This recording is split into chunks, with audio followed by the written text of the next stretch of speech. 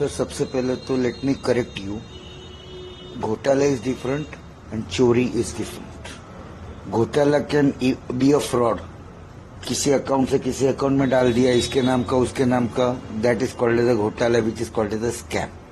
घोटाला को स्कैम बोला जाता है. और यहाँ पे जो एलिगेशन है वो लोगों का इज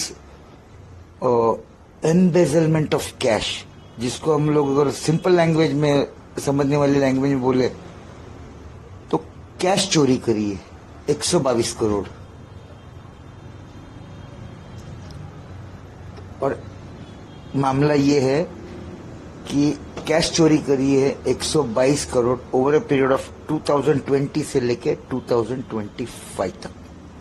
दैट इज अभी ये लोगों ने कुछ जो परसों तरसों कंप्लेंट डाली दादर पुलिस स्टेशन में, because their head office is in Prabhadevi, and वहां से because the matter was about 10 crore and bank involve, so it was transfer to EOW unit 11.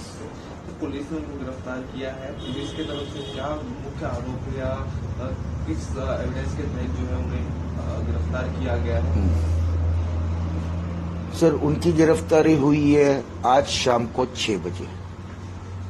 Police ने कल रात को, दैट इज वी से 14 फरवरी को रात को 10:30 बजे इकोनॉमिक ऑफेंस की विंग उसके घर में एंटर हुई. अब ये लीगल है इलीगल है, that is again a different question of law which will be taking later in the high court, कि whether they can really enter at 10:30 और नो. बट वो लोग 10:30 को रात को एंटर हुए हैं and constant they did an interrogation till around I can से 6:37 इन द मॉर्निंग. उसके बाद में फिर सारी उनकी स्टेटमेंट रिकॉर्डिंग करी और 12:30 बजे वो लोगों की एक टीम इकोनॉमिक की, जिसमें उनके सीनियर ऑफिसर थे, सीनियर पीआई थे अवारे साहब, और बीच में रात को में भी 2:30-3 बजे उनके डीसीपी भी आए थे. ठीक है, वो शिंदे साहब, डीसीपी महेश शिंदे साहब आए थे. एंड 12:30 बजे एक टीम उनको लेके गई, तभी वो डिटेंशन था. और दूसरी टीम उधर ही घर पे ही थी जिन्होंने पंचनामा किया. 12:30 बजे जो टीम लेके गई तो डिटेन था और 6 बजे उनका ऑफिशियल अरेस्ट किया है. और दूसरी टीम निकली अराउंड 4:30-5 बजे शाम को घर से. अब उसके दौरान उन्होंने जो भी स्टेटमेंटिंग, इंटरोगेशन, क्वेश्चन आंसर जो भी किया, उसके बलबूते पे वो लोग उनको उठा के लेके गए हैं. And based on that the arrest was done. Even otherwise अगर आप देखो तो एक बार FIR रजिस्टर हो जाए and once a person is named, and again जब अदर साइड में कोई इंस्टीट्यूशन होता है, जैसे बैंक हो या कोई भी गवर्नमेंट बॉडी हो या कुछ भी हो, तो उनके FIR, उनके कोई भी एलिगेशन में प्रिलिमिनरी इंक्वायरी इन्वेस्टिगेशन नहीं करते हैं. They directly jump on to the final investigations and they invariably arrest and FIR register कर ही लेते हैं. That is the protocol which they have to maintain. तो अकॉर्डिंगली FIR रजिस्टर हुई है. और FIR रजिस्ट्रेशन के लिए जो भी इंफॉर्मेशन, डिटेल्स, डेटा जो भी दिया था उनके CEO है, उन्होंने परसों I think on the 12th या 13th को दादर पुलिस स्टेशन में दिया था. और मेन एलिगेशन है उसका, जिसे मैंने आपको बताया, 122 करोड़ का कैश की चोरी. And that is very surprising. Sir कल कोर्ट में उनकी पेशी है तो उनको प्रोड्यूस किया जाएगा. ऐसे में कल आपकी क्या कोशिश रहेगी? और एक तरफ जहां पुलिस जो है उनके PC की डिमांड कर सकती है, कल उनको कोर्ट में पेश किया जाएगा as per the procedure of law. Within 24 hours of the arrest they have to produce him in the court. कल उनको प्रोड्यूस किया जाएगा एस्पेरेंट कोर्ट, जिसको हम लोग by and large Killa court बोलते हैं, वहां पे हॉलीडे कोर्ट में प्रोड्यूस किया जाएगा. मे बी सुबह 11-11:30 बजे, जो भी what ever it is. And police will definitely ask only for a remand for the maximum time of remand as per the provisions of BNSS, क्योंकि this matter is the BNSS, and we will oppose the remand. That is only what happens in a remand appearance. बाकी उसमें there is nothing to fight on evidence or argue on evidence as such. Why they need remand, they will argue why they need remand to conduct further investigation and all those things. And we will argue that why you require remand when you have already covered an investigation of more than 36 hours in your custody. And इसमें already documentations are right from 2020 as per allegation. Bank have filed it. And bank is a complainant. So everything is there on paper. So you can investigate on the paper. Why you need the police custody remand? We will be fighting for that. Sir last question, RBI ने भी कुछ restrictions impose किए हैं bank के functionalist पर, जिसके चलते आम कंज्यूमर जो है, जो लोग हैं वो काफी ज्यादा परेशान है. सर आरबीआई ने रेस्ट्रिक्शंस इम्पोज किए हैं based on their RBI audit. अब अगर इसमें आप बोलोगे तो equally RBI is at a greater fault. They did it to save their skin. वो लोग ने अपनी चमड़ी बचाने के लिए ब्लेम ढकेल दिया है बैंक के ऊपर और रिस्ट्रिक्शन इम्पोज कर दिए ताकि दिखाने के लिए कि भाई हमने अपना काम कर दिया. बट अगर आप बैंकिंग रेगुलेशन के मुताबिक देखो, स्ट्रिक्ट बैंकिंग रेगुलेशन के मुताबिक RBI is duty bound to do the audit of every bank. Bank means bank, not a branch. इनके 23 ब्रांचेस थे, 23 ब्रांचेस ऑल ओवर इंडिया. जैसे महाराष्ट्र में ब्रांचेस है, बॉम्बे में ब्रांचेस है, पुणे में ब्रांचेस है और एक ब्रांच उनका सूरत में है. ठीक है, एक ब्रांच उनका सूरत में है. तो आरबीआई बैंक की ऑडिट कंडक्ट करती है और वो ऑडिट के प्रोविजंस जो as per banking act and regulation, what I know and I can say is RBI can conduct the audit every month, every 3 months, every 6 months, every year or every 2 years.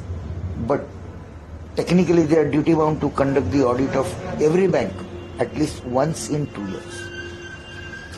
Now जब allegation 2020 से लेकर 2025 तक का allegation जब किया हुआ है, वो भी कैश एम्बेजलमेंट का, मतलब कैश चोरी का, तो यहाँ पे मल्टीपल पॉइंट्स आते हैं. पहली चीज तो 20 से 25 तक 5 इयर्स का पीरियड हो गया. अगर 2 इयर्स का भी हम लोग मैक्सिमम कैश स्पैन गिने जिसमें आरबीआई ने ऑडिट करना जरूरी है, तो 2 स्पैन तो अपने आप निकल गए. कहां थी RBI?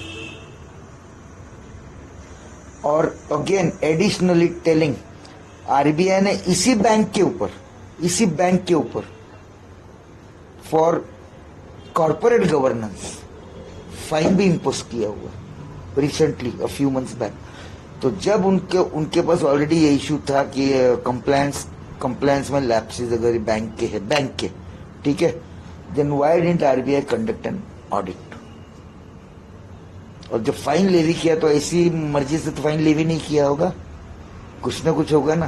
Then why didn't they go into the depth of it? Thing number 1.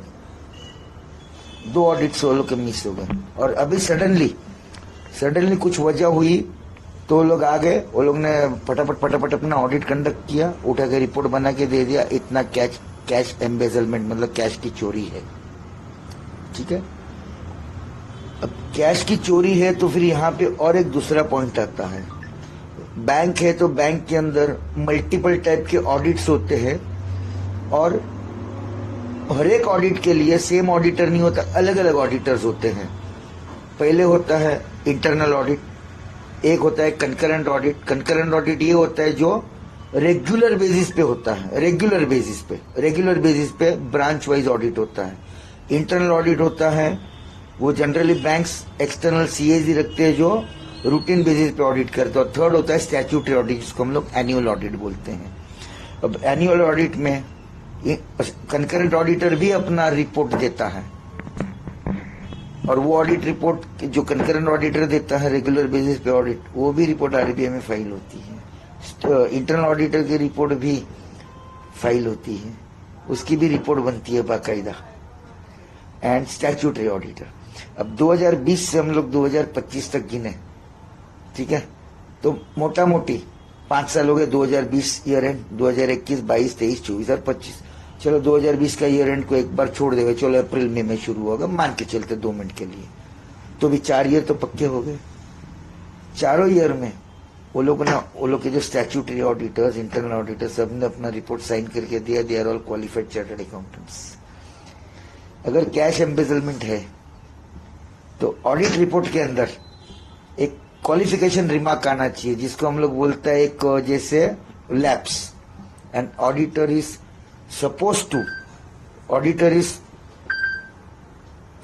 To and duty bound to mention that qualification. It is not his responsibility to locate and recover the cash or suggest recoveries. It is not his responsibility as an auditor, but he is duty bound to mention it in the P&L account balance sheet. मतलब जो भी income expenditure balance auditor statement of account जो है उसमें। अब हम लोग 4 साल या 5 साल गिने, किसी भी साल में ऑडिटर का एक हल्का सा एम्बेजलमेंट की तरफ कोई इंडिकेशन भी नहीं है। क्वालिफिकेशन तो बहुत बड़ी बात हो गई, इंडिकेशन भी नहीं है, और कैश बैलेंसेस बैलेंस शीट में दिखाया जाता है, दिखाया हुआ है कैश बैलेंसेस, और वही इनकम एक्सपेंडिचर और बैलेंस शीट बैंक के सीईओ, मैनेजिंग डायरेक्टर और वो लोग ही साइन करते हैं। Even though my client being a general manager and also named CFO, Chief Financial Officer, he has never signed any balance sheet because he didn't have the authority to sign the balance sheet. But it was signed by the CEO, जो complainant CEO है bank की तरफ से। CEO sign करते हैं, MD sign करता है, director sign करते हैं। और कैश का 2 तरीके होते हैं। Auditor is duty bound to verify the cash, may it be in detail or may it be on random basis, but he is supposed to verify the cash under the audit procedures of the Institute of Chartered Accountants of India, and then mention is thing number 1. और thing number 2, मान लो अभी वो director ने या manager ने या CEO ने बोला कि यार इतना कैश कौन गिने, ये वो हम लोग अपना सर्टिफिकेट देते हैं, which is called as certified by the management, जो टेक्निकली रॉन्ग है ऑडिटर का, बट सर्टिफिकेट लिया तो सीईओ बोर्ड ऑफ डायरेक्टर्स देगा। तो वो लोग ने सर्टिफिकेट दिए, क्यों दिया? अब आप 122 करोड़ रुपया गिने और हम लोग 5 years गिने जो लोग ने क्लेम किया है, हालांकि 25 तो अभी 2 ही महीना हुआ है, ठीक है।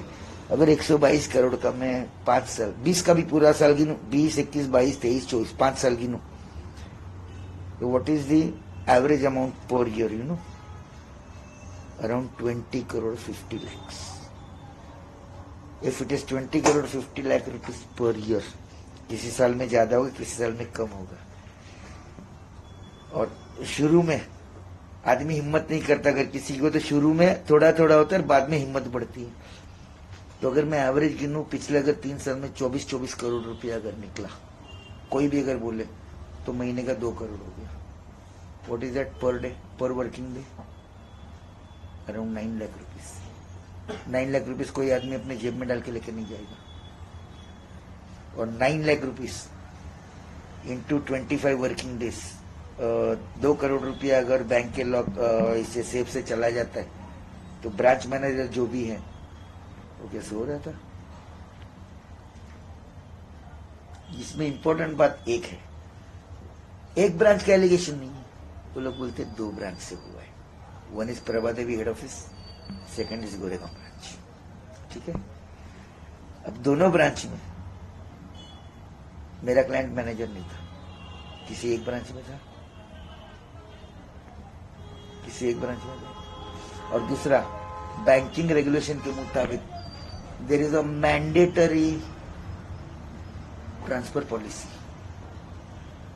जिसको सिक्योरिटी रिस्ट्रिक्शंस बोलते हैं। तो स्टाफ रोटेट होता है, मैनेजर ट्रांसफर होता है हर 2-2 साल में, जैसे आपको भी पता होगा।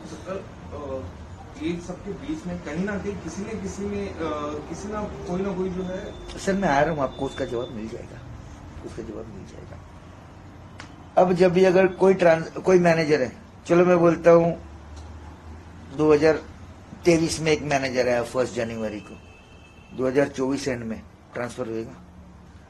मैनेजर जब ट्रांसफर होगा जो नया आएगा तो ब्लाइंडली तो एक्सेप्ट नहीं करेंगे, वो सारे इन्वेंटरी स्टॉक ये वो सब कुछ चेक करेगा ना, कैश बेस सब चेक करेगा ना। हाँ, अगर वो फ्रॉड होता लोन का या अकाउंट का फ्रॉड होता तो वो जल्दी ध्यान में नहीं आता है, बट कैश नहीं चेक करेगा एक। और दूसरा, ये कोई इतनी बड़ी कोई जैसे नामी बड़े बड़े बैंक है, जैसे कि एग्जांपल मैं बोलता हूँ, जैसे आईसीआई बहुत बड़ी बैंक है या स्टेट बैंक बहुत बड़ी बैंक है, ऐसी बड़ी बैंक है तो उनके बड़े ब्रांचेस में 1-2 करोड़ रुपए कोई मायने नहीं थे। वो लोग का करेंसी चेस्ट में 10-10 करोड़ की लिमिट होती है बैलेंस की, ठीक है। तो वो साइकिल में चलते रहता है।